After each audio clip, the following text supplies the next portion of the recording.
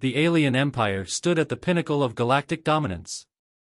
Its rulers, a proud and ancient species, had subdued numerous civilizations, absorbing their resources and knowledge. Their expansion was relentless, and their technology was among the most advanced in the galaxy. The aliens had grown arrogant, believing no other species could challenge them. Among the lesser species was humanity, a race that had only recently joined the broader galactic community. The Empire first encountered humans through indirect means, diplomatic channels and cautious probes. On the surface, the aliens saw nothing remarkable about the human race. They appeared physically weak compared to the towering, war-hardened frames of the Empire's own soldiers. Their technology, while clever in some respects, lacked the grandeur and refinement of the Empire's starships and weapons.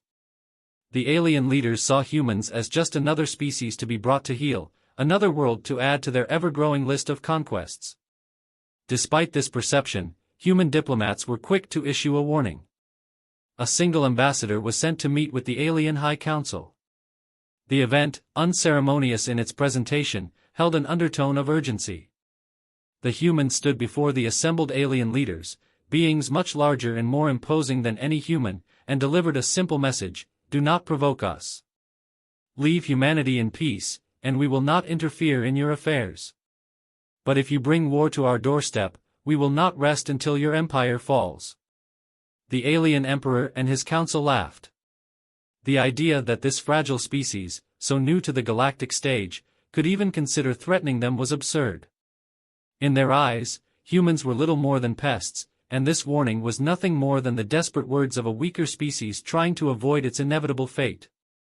The council dismissed the ambassador, and the humans, not wanting a war but unwilling to back down, quietly withdrew. The alien emperor, after the meeting, conferred with his generals. They discussed humanity's potential, but none of them saw any reason for concern. They have no fleets to rival ours, one general stated. Their weapons are primitive compared to what we possess, said another. The consensus was clear: humanity was nothing special. And so, the decision was made: the Empire would conquer Earth, subjugate the humans, and claim their resources for themselves. As the alien fleets prepared for their invasion, they received little in the way of resistance from human territories. The Empire's intelligence suggested that humans had a handful of colonies on the fringes of known space, but these outposts were sparsely defended. The aliens, confident in their superiority, launched the first wave of their invasion with little hesitation. The initial attack was swift and brutal. Alien warships descended upon the human colonies, overwhelming their defenses with sheer numbers and firepower. The aliens met little resistance, and the Empire's generals were quick to declare victory, broadcasting their success back to the imperial capital. They saw no need to adjust their strategies. Humanity, they believed, was weak, too weak to even offer a meaningful fight. What the alien empire did not realize, however, was that these early victories were part of humanity's strategy. The humans were not caught off guard, nor were they defenseless. Their leaders had anticipated the alien empire's arrogance and had prepared accordingly. The first human losses were not an indication of weakness but rather a calculated decision to draw the alien forces into a trap. They had studied the alien empire, learning everything they could about its military tactics and technological capabilities. And now, they were ready to strike back. As the alien fleets continued their advance deeper into human space, they began to encounter resistance. The first signs of trouble came when a small, seemingly insignificant human outpost managed to destroy an entire alien battalion using unconventional tactics. The humans had employed stealth technology far beyond what the aliens had expected, allowing their forces to strike from the shadows and disappear before the Empire's forces could retaliate. The aliens were taken aback. They had expected a simple, straightforward campaign of conquest, but now they were dealing with an enemy that fought unlike any they had encountered before. Human ships, though smaller and less imposing than the Empire's massive warships, were nimble and equipped with advanced countermeasures that made them difficult to target. Guerrilla tactics, sabotage, and precision strikes became the hallmarks of the human resistance, frustrating the Empire's generals at every turn. Despite these early setbacks, the alien leaders remained arrogant. they still believed that their superior numbers and technology would ultimately secure their victory. However, as the war dragged on, the Empire began to realize that they had severely underestimated humanity. For every human outpost they conquered, several alien ships were lost. For every human soldier killed, the aliens lost dozens. The human forces, guided by strategic brilliance and unrelenting determination, began to turn the tide. Their tactics evolved with each battle, adapting to the Empire's responses in ways that the rigid alien hierarchy could not match.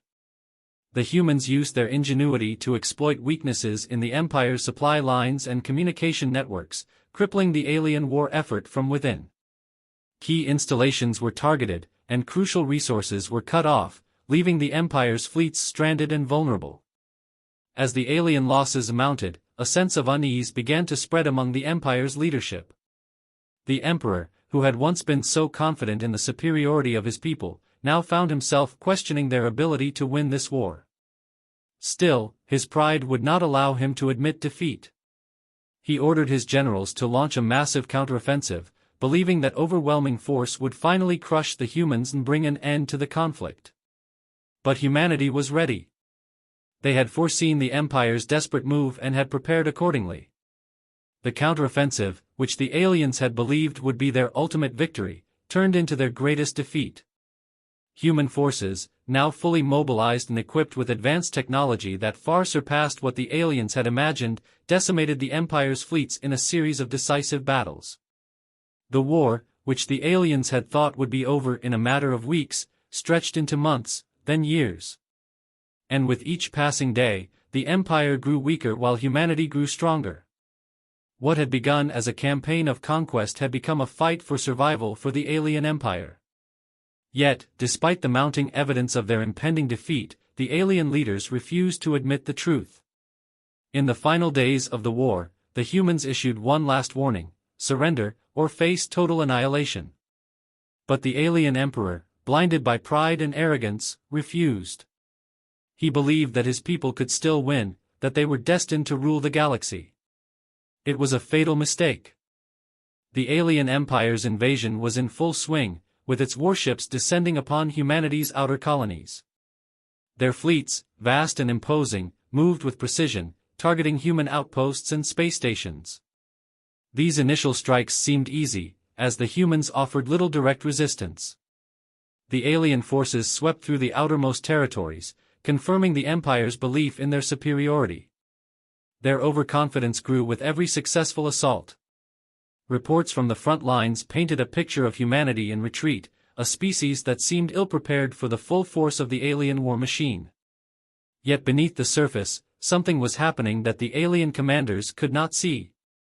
The human forces were not retreating out of fear or weakness, they were baiting the Empire's fleets deeper into their territory, away from their strongholds, and closer to the trap they had set.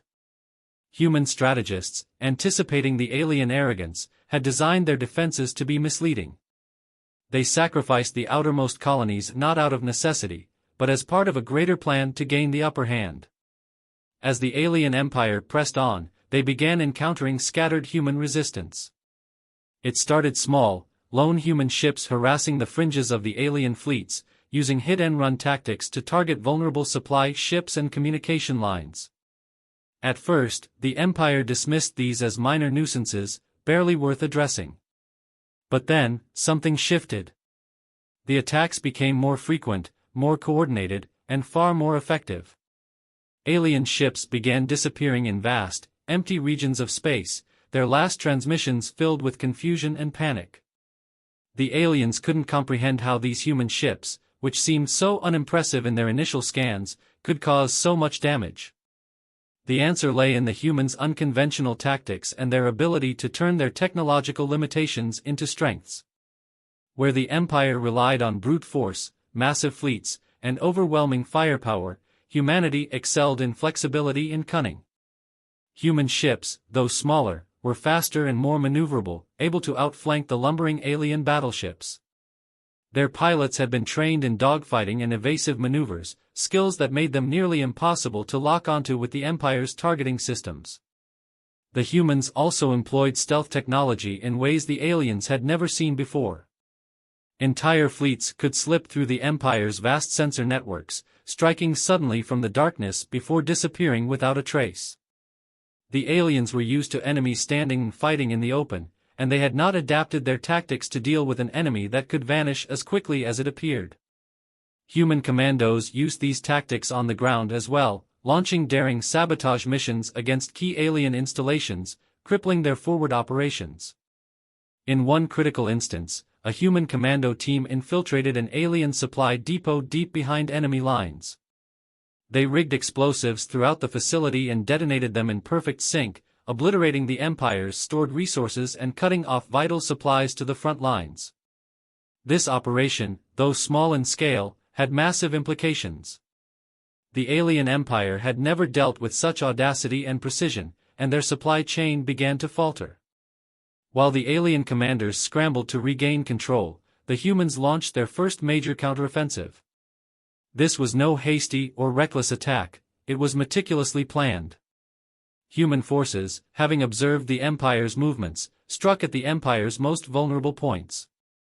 They focused on disrupting the Empire's communication systems, exploiting their reliance on centralized command structures. Without these links, the alien fleets were slow to adapt and unable to coordinate their defenses. The human strategy was clear: divide the Empire's forces, isolate their ships, and dismantle their massive fleets one piece at a time. Humanity also demonstrated a level of technological sophistication the Empire had not expected. The humans unleashed advanced AI systems to manage their fleet's movements, outpacing the Empire's slower, more bureaucratic command systems. The AI not only controlled human ships but also calculated attack patterns that maximized damage against the Empire's vessels. It was not uncommon for an entire alien fleet to be destroyed by a much smaller human force, thanks to superior tactics and precise targeting. The Empire's massive warships, once thought invincible, were being taken down by strategic strikes at weak points in their armor and energy shields. One particular human innovation that caught the aliens off guard was their use of drone technology. Human fleets deployed swarms of autonomous drones that could overwhelm the alien ships' defensive systems. These drones were fast, highly maneuverable, and carried powerful explosives, allowing them to breach even the thickest hulls. Alien ships, despite their formidable firepower, were unable to track and destroy these agile attackers quickly enough. The drones wreaked havoc on the Empire's fleets, disabling engines, weapons systems, and shields. As the human counteroffensive continued, the Empire began to suffer more significant losses. Entire battalions of alien soldiers were wiped out in ambushes or isolated from their supply lines. Alien warships, once dominant in space, were left adrift and vulnerable, targeted by human forces who picked them apart methodically. What had started as an easy conquest was turning into a war of attrition, one the alien empire had never expected to fight. Among the alien ranks, doubts began to spread. The generals, who had once been so confident in their victory, found themselves struggling to explain the mounting losses. They had not anticipated the level of coordination and intelligence the humans were displaying. The humans had taken their time, studied the Empire's tactics, and now they were exploiting every weakness. For the first time, the alien commanders had to admit that they had severely underestimated their opponents. Reports began flooding back to the imperial capital about the human tactics, how they fought not just with brute force but with precision and ingenuity.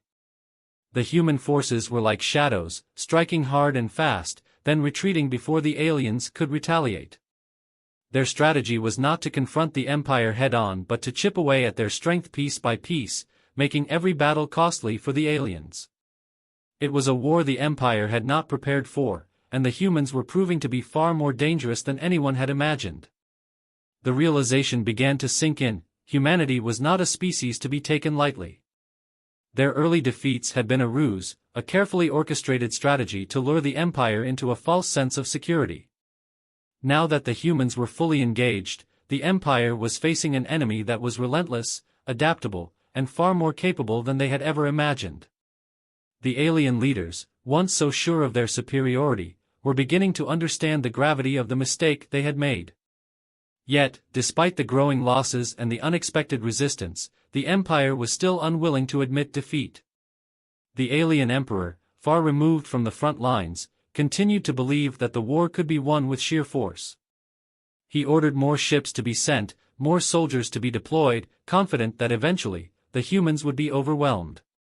But as the Empire's forces stretched thinner and thinner, the humans only grew stronger, their tactics more refined, their strikes more devastating.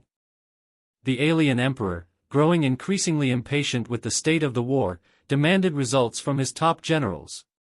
Despite their assurances that humanity was a minor obstacle that would soon be crushed, the reality was far more dire.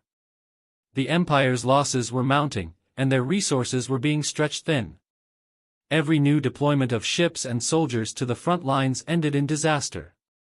The humans were no longer just defending, they were actively pushing back, reclaiming territory and decimating the alien forces. In desperation, the Emperor ordered the mobilization of the Empire's elite forces, troops and ships reserved only for the most critical of battles. These elite units had seen victory after victory across the galaxy, their reputation as the most formidable military force unmatched. Their commanders were seasoned veterans, and their technology was the pinnacle of the Empire's achievements in warfare. They were confident that, unlike the regular forces, they would finally bring humanity to its knees. As the elite fleets advanced into human-controlled space, they encountered something that even they were not prepared for. Human resistance had become far more organized, and their fleets, once small and scattered, now moved with terrifying precision. What had once been hit-and-run attacks were now full-scale engagements, with human ships working in coordinated formations that maximized their strengths. The humans had adapted to the Empire's tactics so thoroughly that every battle felt like a trap. Human forces employed strategies that capitalized on the weaknesses of the Empire's elite units. The alien ships, though powerful, were heavily reliant on centralized command structures. Human forces, knowing this, used electronic warfare to disrupt communications between the alien ships, leaving them unable to coordinate their attacks. Elite alien ships, separated from their fleet commanders, were easy targets for the nimble and highly adaptable human strike groups. One of the most devastating blows came during a critical battle in a key sector of space. The alien empire had committed its finest warships to a massive engagement, believing that a show of overwhelming force would finally crush the human resistance.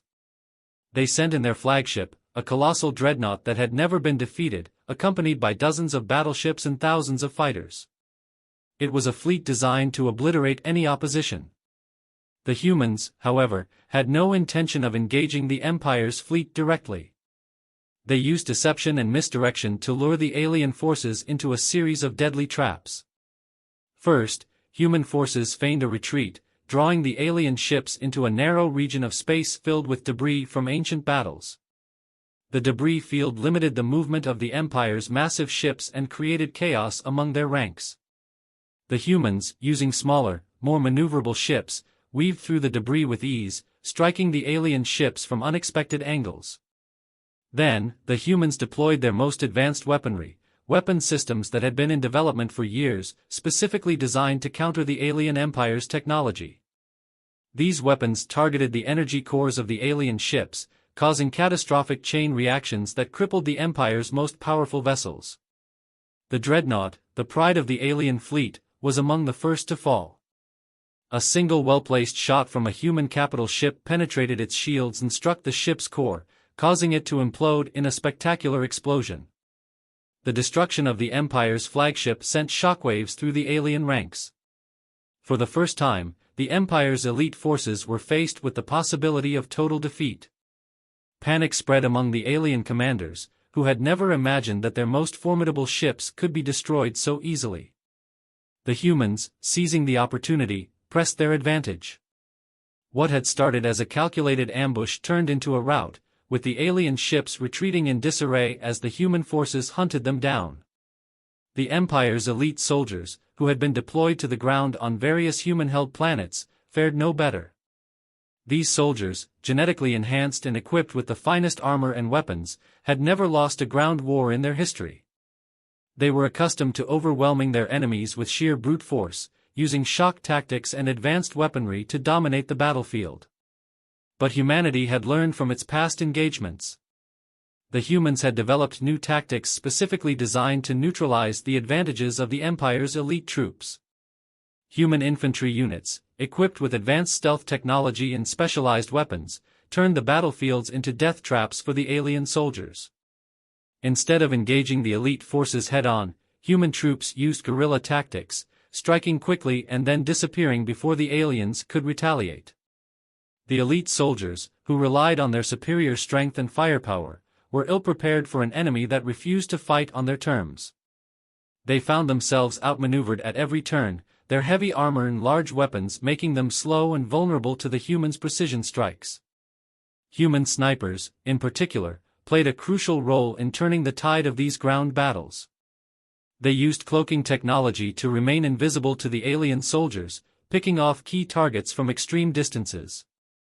The alien forces, unable to locate the human snipers, were paralyzed by fear, forced to retreat into defensive positions where they were picked apart one by one. Entire battalions of elite alien troops were wiped out by human squads that never engaged them directly. The ground battles became a war of attrition, one that the alien empire was ill-equipped to fight. Every time the elite forces tried to regroup and launch a counterattack, they were ambushed by human forces who seemed to appear out of nowhere. Alien commanders, used to fighting enemies who surrendered and faced with overwhelming force, were baffled by the humans' refusal to give up. Even when human soldiers were outnumbered, they fought with a tenacity that the aliens had never encountered before. The cost to the alien empire was catastrophic. What had been intended as a swift, decisive strike to end the war had instead become the empire's greatest defeat. Their elite forces, once thought invincible, had been decimated by an enemy they had dismissed as insignificant. The empire's generals, who had promised the emperor that victory was assured, now found themselves scrambling to salvage what remained of their fleets and ground forces. Back on the imperial capital, news of the defeat spread rapidly. The alien emperor, who had placed so much faith in his elite forces, was furious. He could not comprehend how a species as inferior as humanity could have inflicted such devastating losses on the empire. The defeat was more than just a military setback, it was a blow to the empire's very identity. For centuries, they had believed themselves to be the greatest power in the galaxy, undefeatable and unchallenged. Now, for the first time, that belief was shattered. The empire's civilian population, long shielded from the realities of the war, began to feel the effects of the conflict. With their fleets and soldiers spread thin, the empire's ability to protect its core worlds was diminished. The war, which had once seemed so distant, was now on their doorstep. Resources that had been plentiful were now in short supply, and rumors of impending disaster spread among the population. Despite the growing unrest, the emperor refused to consider peace. His pride would not allow him to admit defeat, and he believed that with enough force, the humans could still be crushed. He ordered a full mobilization of the empire's remaining forces, pulling ships and soldiers from across the galaxy to prepare for one final, massive assault on human space. It was a desperate gambit, one that would either secure the empire's victory or lead to its total collapse. Meanwhile, humanity was preparing for the inevitable final confrontation. They knew that the empire, even in its weakened state, was still a formidable opponent.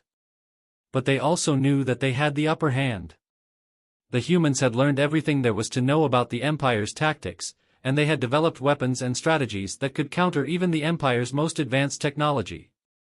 They were ready to finish the war. The alien empire's final assault was launched with everything they had left. This was their last chance to turn the tide of the war. The emperor, unwilling to accept anything less than total victory, ordered the remnants of his vast armadas to converge on human space. The strategy was simple: overwhelm humanity with sheer numbers and destroy their ability to resist once and for all. Entire fleets, pulled from every corner of the galaxy, were brought together for this final push. Alien commanders were given clear orders: there would be no retreat, no surrender. The Empire's survival was at stake, and failure was not an option. The humans, however, had been anticipating this move for months. Their intelligence networks had intercepted alien communications, allowing them to track the Empire's fleet movements long before they arrived. The humans had been preparing for this exact moment. Every decision they had made, every battle they had fought, was building towards this final confrontation. Unlike the Empire, humanity wasn't relying on sheer force. They had carefully crafted a defense that would play to their strengths and exploit every weakness the alien forces possessed. The first phase of the human defense involved a series of decoy fleets spread across the edges of their controlled space. These decoys were designed to look like the bulk of humanity's remaining forces, giving the impression that they were preparing for a desperate last stand. The Empire's commanders, eager to crush what they believed to be the last vestiges of human resistance, took the bait. They sent wave after wave of ships to engage the decoy fleets, believing that victory was within their grasp. But these decoy fleets were nothing more than an illusion.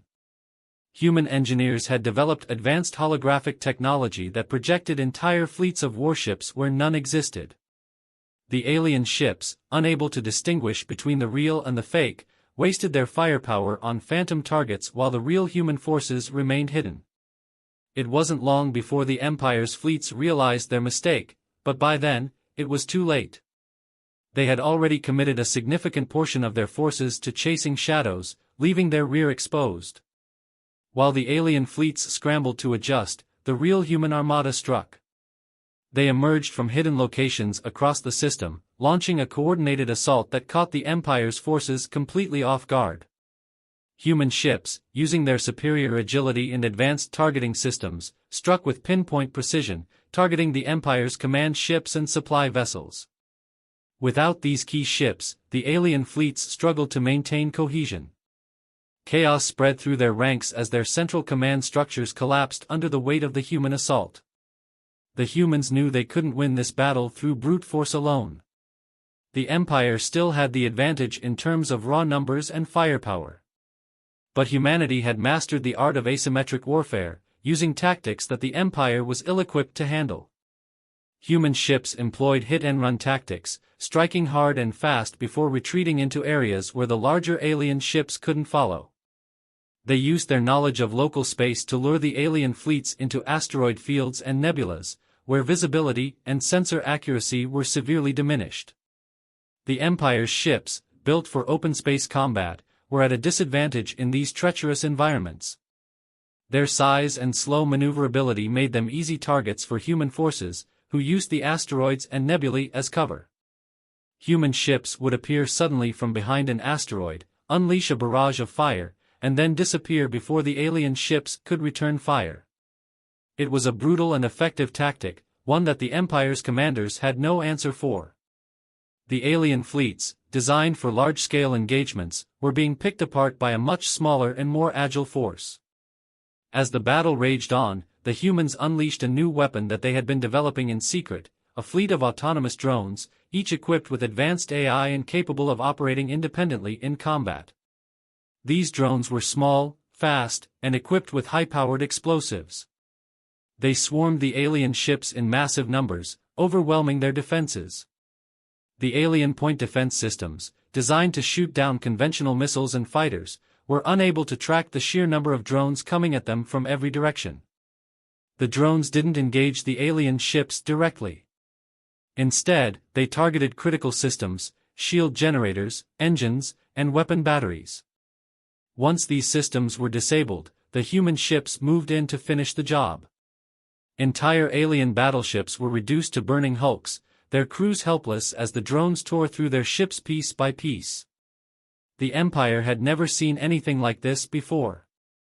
Their tactics were built around overwhelming firepower and direct engagement, but the humans had turned the battlefield into a nightmare of confusion and chaos. Despite the heavy losses, the alien forces continued to press forward. The Emperor's orders were clear: this was a fight to the death. There would be no retreat. But as the battle wore on, it became increasingly obvious that the Empire was losing. Their fleets were being outmaneuvered and outsmarted at every turn. For every human ship destroyed, 3 more alien ships were lost.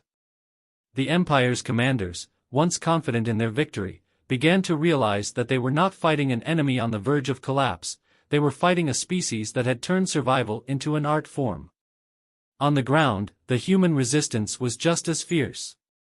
The Empire had sent its remaining ground forces to capture key human-held planets, believing that if they could take control of these strategic worlds, they could cripple humanity's ability to continue the fight. But the humans had fortified their planets to an extent the Empire had not anticipated. Every city, every military base, and every outpost was a fortress, defended by human soldiers who had spent years perfecting the art of planetary defense. Human soldiers, equipped with advanced exoskeletons and augmented reality systems, used the terrain to their advantage.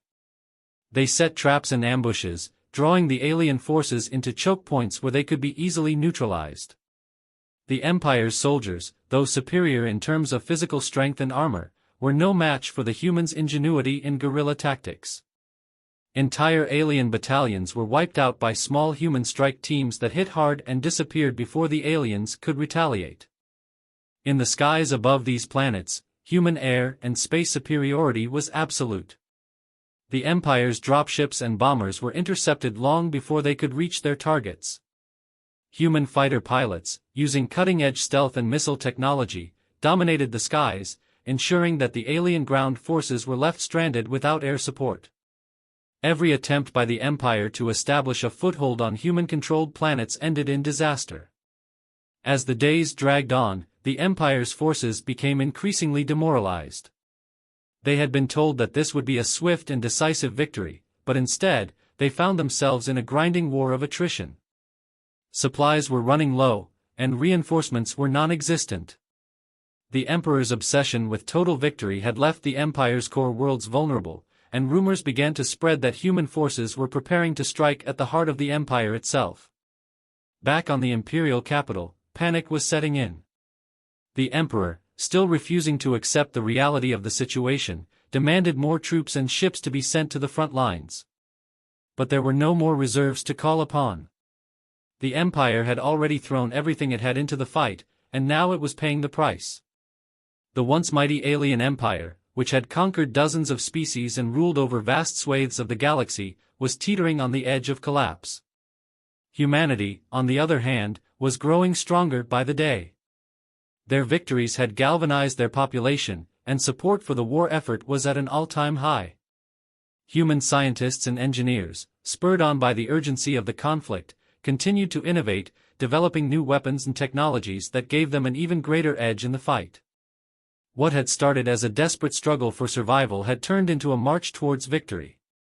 With the Empire's fleets in disarray and their ground forces decimated, the humans launched the final phase of their plan, an assault on the alien homeworld itself. It was a bold move, one that the Empire had never anticipated. For centuries, the alien capital had been considered impenetrable, protected by layers of defenses and surrounded by vast fleets. But now, those fleets were gone, and the defenses had been weakened by the Empire's decision to commit everything to the front lines. The humans had no intention of laying siege to the alien capital in the traditional sense. They knew that such an approach would be costly and time-consuming. Instead, they employed the same tactics that had won them the war: precision strikes, stealth, and deception. Human ships slipped through the remaining defenses, targeting key installations and disabling the Empire's ability to mount any kind of defense. The alien emperor, once so confident in his empire's dominance, now found himself surrounded by the very species he had sought to destroy. The humans had come not just to defeat the empire, but to ensure that it would never rise again. The emperor's final orders, to fight to the last, were ignored by his remaining generals, who saw the futility of continuing the fight. They surrendered, marking the end of an empire that had once been the most powerful force in the galaxy. Humanity had not only survived, they had won. The fall of the alien empire sent shockwaves across the galaxy. Species that had long been subjugated by the empire watched in awe as the once mighty civilization crumbled. The news of the humans' victory spread like wildfire, reaching even the most remote corners of the galaxy. For many, the Empire's downfall was something they had never imagined. The Empire had ruled for so long, with an iron grip, that most believed it would continue to dominate forever. But now, it was gone, destroyed by the very species they had dismissed as insignificant. Humanity, on the other hand, did not revel in their victory. they knew that the destruction of the alien empire was just the beginning. The galaxy was now in chaos, with power vacuums emerging in every region the empire had once controlled. Rival factions, warlords, and opportunistic species were already positioning themselves to claim what remained of the empire's territory. It was a dangerous and unstable time, and humanity understood that the next phase of their struggle would be even more difficult. The first challenge they faced was what to do with the alien emperor. Captured alive during the final assault on the capital, the emperor had been brought before the highest human authorities to answer for his crimes. The human leadership debated long and hard about how to handle the situation. Some called for the emperor's immediate execution, arguing that he was responsible for countless atrocities and deserved no mercy. Others believed that a public trial, where the emperor's crimes could be fully exposed, would send a stronger message to the galaxy. In the end, it was decided that the emperor would stand trial. This trial, held on a neutral planet, was broadcast to every corner of the galaxy. Humanity wanted to make it clear that they were not conquerors, but liberators. The trial exposed the full extent of the empire's tyranny, the forced labor camps, the genocide of entire species, the use of biological weapons on civilian populations. The emperor, once a symbol of fear and power, now stood before the galaxy as a broken man, his empire in ruins, and his legacy forever tarnished. The trial had another purpose as well. It was a warning to any who might seek to fill the void left by the empire. Humanity made it clear that they would not tolerate any new regime that sought to replicate the empire's brutal reign. The message was simple: if you tried to rise as the empire did, you would face the same fate. This declaration was met with both fear and respect from the galaxy's many factions. Humanity had proven their strength, but they were also offering peace to those who were willing to work with them. With the emperor dealt with, humanity turned its attention to the task of rebuilding. The war had taken a heavy toll on human society. Millions had died, and entire planets had been devastated. The human economy, which had been almost entirely focused on the war effort, needed to be restructured for peacetime. But humanity was resilient. They had survived far worse in their history, and the victory over the empire had united them in a way that few events ever had. The first step in rebuilding was securing the territories that had been liberated from the empire. Many of the species that had been enslaved or oppressed by the empire were eager to assert their independence, but they lacked the resources and infrastructure to do so on their own. Humanity stepped in to help. They provided food, medical supplies, and technological assistance to these newly liberated worlds, ensuring that they could rebuild without falling into chaos or becoming easy prey for other opportunistic powers. In exchange, humanity asked for cooperation. They did not seek to control these worlds, but they did ask that the liberated species join them in creating a new galactic order, one built on mutual respect and cooperation rather than domination and subjugation. Many species accepted this offer, seeing humanity not as a new conqueror but as a protector and ally. Over time, this alliance grew, with more and more species joining the coalition, recognizing that their best chance for peace and stability was with humanity at the helm. But not everyone was eager to cooperate. Some species, particularly those that had benefited from the empire's rule, were resentful of humanity's sudden rise to power. These species saw humanity as a threat to their own ambitions and began plotting to undermine the new galactic order. They formed secret alliances, built up their militaries in the shadows, and spread propaganda designed to turn public opinion against humanity. Humanity, aware of these growing threats, responded with a combination of diplomacy and strength. They reached out to these dissenting factions, offering them a place in the new order if they were willing to work for peace. But they also made it clear that they would not tolerate aggression. Human fleets patrolled the galaxy, ready to respond to any threat. Their message was simple: humanity had fought too hard for peace to let it slip away now. The rebuilding process also involved addressing the scars left by the war. Many of the species that had suffered under the Empire's rule were struggling with deep-seated anger and trauma. They had lost family members, seen their homes destroyed, and been subjected to unimaginable cruelty. Humanity understood that it wasn't enough to just rebuild cities and economies, they needed to help these species heal. To that end, human psychologists, social workers, and diplomats were sent to the liberated worlds to help facilitate the healing process. They worked to foster dialogue between different species, some of whom had been pitted against each other by the Empire for centuries. Humanity helped create memorials for those who had been lost and set up programs to ensure that the lessons of the war were never forgotten. At the same time, humanity was grappling with its own losses. The war had left deep scars on human society. Many veterans were struggling to reintegrate into civilian life, haunted by the things they had seen and done during the conflict. Entire families had been torn apart by the war, and many human planets were still recovering from the devastation. But as always, humanity found strength in its unity. The shared experience of the war had brought them together, and now, in peace, they worked together to rebuild what had been lost. Humanity's leadership knew that they couldn't rebuild alone. They needed to reach out to other powerful factions in the galaxy, including those that had remained neutral during the war. The humans initiated diplomatic talks with these factions, offering trade agreements, technological partnerships, and mutual defense pacts. The goal was to create a network of allies that would ensure long-term stability in the galaxy. Some of these factions were wary of humanity's intentions. They had seen how quickly humans had risen to power and were concerned that they might become the new dominant force in the galaxy. But humanity was careful in its diplomacy, emphasizing that they sought cooperation, not control. Over time, these efforts began to bear fruit, as more and more factions came to see humanity as a stabilizing force rather than a threat.